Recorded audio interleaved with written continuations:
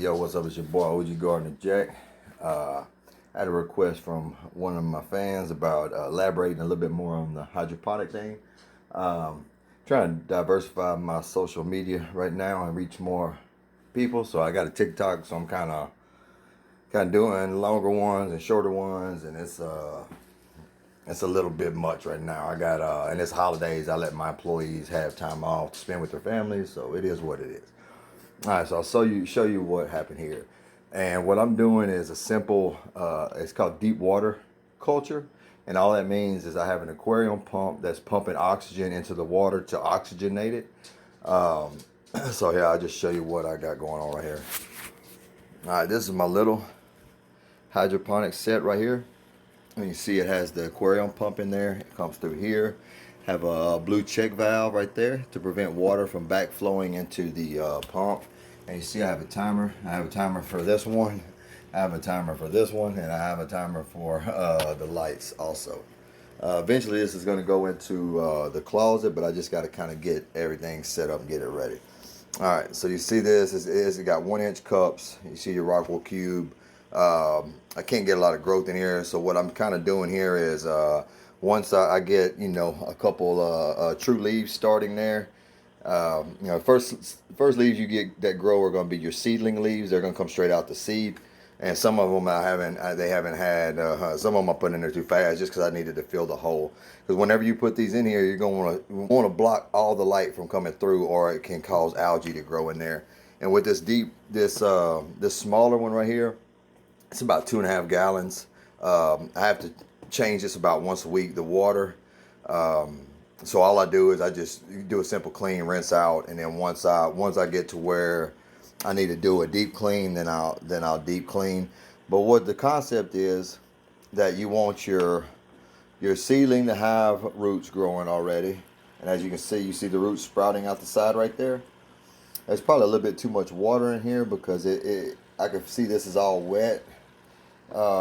What you want to happen is you want the water to just to be on the bottom right there, so that your plant strives to grow down to the water. And as it grows into the water, it drinks the water, water level drops, you refill it, and so on and so forth. And that's how it goes. But there's a lot of people to tell you that you need a heated seed tray and all this fancy stuff. I got this at Family Dollar, and you see for $6 right there. You can find these aquarium pumps online, Amazon, for about $5. So what I do is I put my seeds in here. I put them in the Rockwell cubes, and I put them in the seed tray. Cover it, and it's like a little rainforest in there. And once they sprout and they come out, then I bring them to the light right here. See, this is a lemon cucumber. And if you see the roots, they're already going crazy. So I'm gonna start introducing a little bit of nutrient solution in here to kind of get him ready.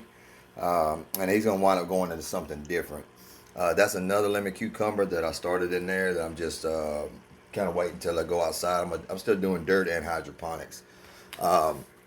And your plants need all kinds of nutrients depending on what stage of growth they are in.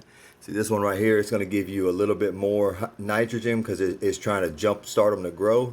And then right here is when we're trying to bloom. So I want them to flower. I'm trying to get fruit off of them.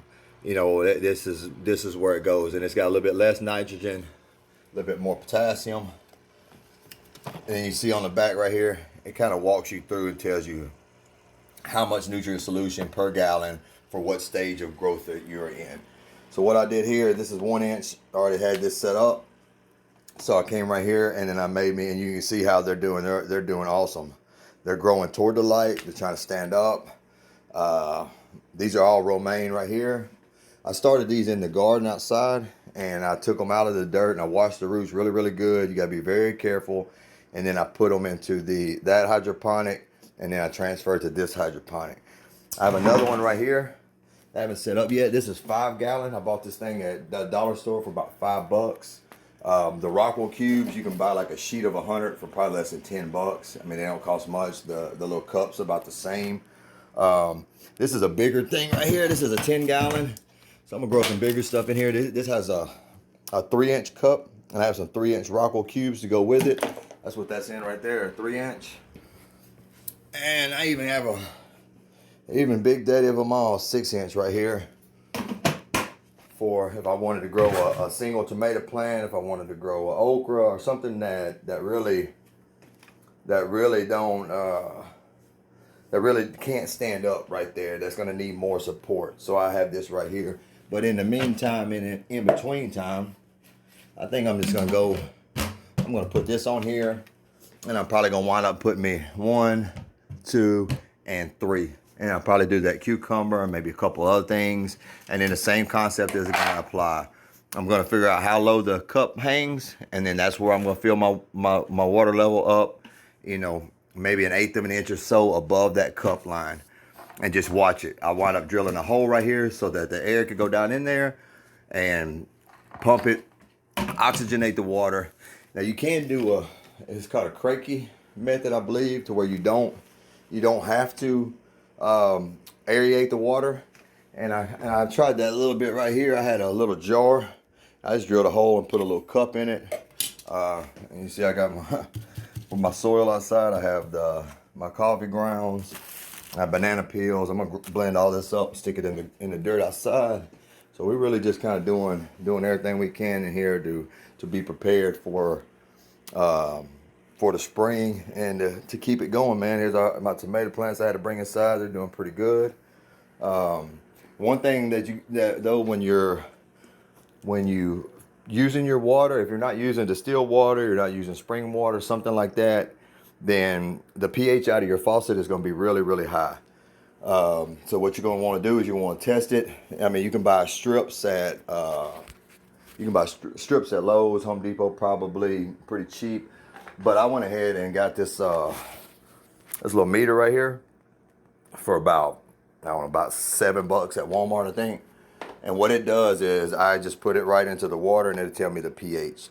And then I can adjust it by putting drops of this, and then I have another one to bring it up, which the water here in Texas and Arlington is pretty high when it comes out the tap. It's got a very high pH. So I bring it down, get my water right, boom, you're good. Most vegetables, they're going to want to be between about 5.5 and about 6.5. Got any more questions? Leave them in the comments. Email me, holler at me, follow me on TikTok, same thing. Your boy OG, you know, your #1 favorite guy with one eye that grows shit.